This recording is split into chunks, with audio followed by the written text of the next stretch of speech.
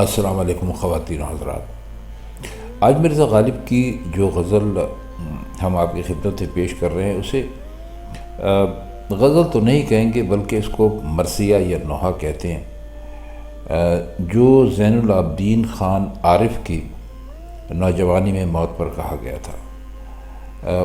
عارف مرزا صاحب کی بیوی کے بھانجے تھے، اور چونکہ غالب کی اپنی کوئی اولاد نہیں تھی تو غالب نے انہیں اپنا بیٹا بنا کر پالا تھا، لیکن بہت جوانی میں ان کی موت ہو گئی۔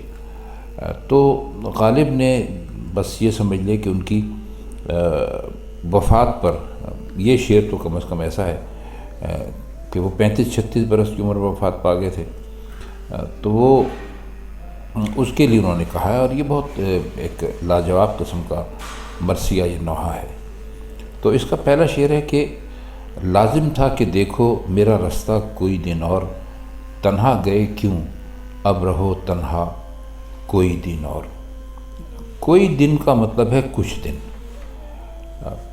وہ کہتے ہیں کہ اے عارف، تمہارے لیے لازم تھا کہ کچھ دن اور میرا رستہ دیکھتے، یعنی میری موت کا انتظار کرتے، تاکہ میں بھی تمہارے ساتھ دوسری دنیا کو روانہ ہوتا، لیکن تم نے جلدی کی اور اکیلے ہی چلے گئے۔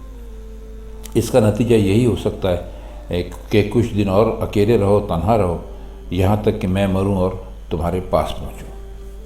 اس کا دوسرا شعر ہے مٹ جائے گا سر گر تیرا پتھر نہ گھسے گا، ہوں در پہ تیرے ناسیہ فرسا کوئی دن اور۔ ناسیہ فرسا کا مطلب ہوتا ہے ماتھا رگڑنے والا۔ جب آپ اس کو لکھیں تو آپ اس کو نون الف سے صاد اور یہ سے لکھیں۔ کہتے ہیں کہ میں تیرے دروازے پر یعنی تیری قبر پر کچھ دن اور ماتھا رگڑوں گا، اگر اس طرح تیرا پتھر نہیں گھسے گا تو میرا سر یقیناً ختم ہو جائے گا۔ یعنی دو چیزیں ظاہر ہے کہ اگر ایک دوسرے سے رگڑ کھاتی رہیں تو ان میں سے ایک نہ ایک تو ختم ہو ہی جاتی ہے۔ تو مرزا کا مقصود یہ ہے کہ میرے لیے اب تیری قبر سے سر ٹکرانے کے سوا کوئی چارہ نہیں رہا۔ اس میں یا تیری قبر ختم ہوگی اور یا وہ ہمارے درمیان جو ایک حجاب ہے وہ دور ہو جائے گا جو مجھ میں اور تجھ میں حائل ہے، یا میرا سر مٹ جائے گا اور میں مر کر تیرے پاس پہنچ جاؤں گا۔ اگلا شعر دیکھیے، آئے ہو کل اور آج ہی کہتے ہو کہ جاؤں، مانا کہ ہمیشہ نہیں اچھا کوئی دن اور۔ اس میں کوئی خاص ایسا مشکل لفظ نہیں ہے جس کے ہم معنی آپ کی خدمت میں پیش کریں۔ ابھی کل تو تم اس دنیا میں آئے تھے، یعنی کوئی زیادہ عمر نہیں ہوئی تھی، اور اب جانے کی تیاری کر لی اور کہتے ہو کہ آج ہی چلا جاؤں گا۔ اچھا بھائی، جانا ہی منظور ہے اور ہمیشہ نہیں رہ سکتے تو کچھ دن اور ٹھہرو۔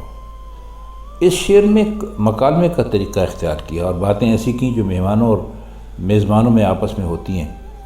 اس سے شعر کی جو تاثیر یا اثر ہے وہ بہت بڑھ گیا ہے، کیونکہ بالکل فطری اور طبعی حالت پیدا ہو جانے سے ایسی صورت نمایاں ہو گئی ہے جیسے کہ مرحوم ان کے سامنے بیٹھے ہوں اور وہ جانے کا کہہ رہے ہیں اور مرزا انہیں ٹھہرانے کی تدبیریں کر رہے ہیں۔ جاتے ہوئے کہتے ہو قیامت کو ملیں گے، کیا خوب قیامت کا ہے گویا کوئی دن اور۔ کہتے ہیں کہ جاتے ہوئے ہمیں سناتے ہو کہ اب قیامت کو ملاقات ہوگی، واہ، گویا قیامت کا کوئی اور دن ہوگا، ہمارے لیے تو تمہارا جانا ہی قیامت ہے۔ اس شعر کی اس سے زیادہ کیا تشریح کی جا سکتی ہے؟ یقیناً یہ ایک بہت ہی اعلیٰ قسم کا شعر ہے جس میں بہت زیادہ جس کی تشریح کرنے کی خاص ہمارے خیال میں ضرورت تو ہے نہیں۔ اب دیکھیے اگلا شعر ہے کہ تم ماہ شب چار دہم تھے میرے گھر کے، پھر کیوں نہ رہا گھر کا وہ نقشہ کوئی دن اور۔ ماہ شب چار دہم کہتے ہیں 14ویں رات کے چاند کو، یعنی پورے رات کو۔ تو اس میں بھی وہ انہی سے مخاطب ہیں، مرحوم سے کہتے ہیں کہ تم میرے گھر کے لیے 14ویں رات کا چاند تھے اور تمہاری وجہ سے میرے گھر کا ذرہ ذرہ جگمگا رہا تھا، لیکن یہ بات سمجھ میں نہ آئی کہ تمہارے جاتے ہی میرے گھر میں اندھیرا کیوں چھا گیا اور روشنی کی کوئی بھی جھلک کیوں باقی نہیں رہی۔ 14ویں کا چاند ہر شب یعنی ہر رات تھوڑا تھوڑا گھٹتا ہے، اور مہینے کے آخر تک اس کی کچھ نہ کچھ روشنی باقی رہتی ہے۔ تمہاری روشنی تو رفتہ رفتہ کم نہیں ہوئی چاند کی طرح، بلکہ ایک دم ہی ختم ہو گئی۔ عارف کو 14ویں کے چاند سے اس لیے تشبیہ دی کہ بزرگوں میں بچوں اور عزیزوں کے لیے یہی تشبیہ دی جاتی ہے، اور پھر اس سے یہ مضمون پیدا کیا کہ روشنی رفتہ رفتہ کم ہونی چاہیے، یہ ایک دم ہی اندھیرا کیوں چھا گیا۔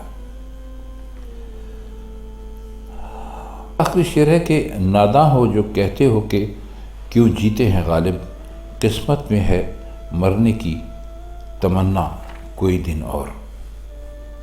شعر یعنی یہ نوحہ اسی طرح چل رہا ہے، تو وہ کہتے ہیں کہ جو لوگ کہتے ہیں کہ غالب اب تک کیوں جی رہے ہو، اتنا بڑا صدمہ پیش آیا اسے برداشت کر لیا اور مر نہ گئے، تو یہ نادانی اور ناسمجھی کی بات ہے۔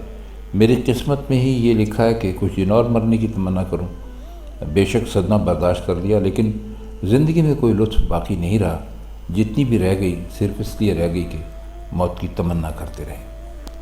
تو خواتین حضرات، یہ تھی آج کی غزل۔ غزل تو نہیں کہیں گے اس کو، اس طرح سے آپ یہ مرثیہ کہہ لیجئے، جس کے مشکل الفاظ کے کچھ معنی اور کچھ شرح ہم نے کرنے کی کوشش کی، تو امید ہے کہ آپ کو یہ پسند آئی ہوگی۔ تو آپ سے پھر ملاقات ہوتی ہے غالب کی اگلی غزل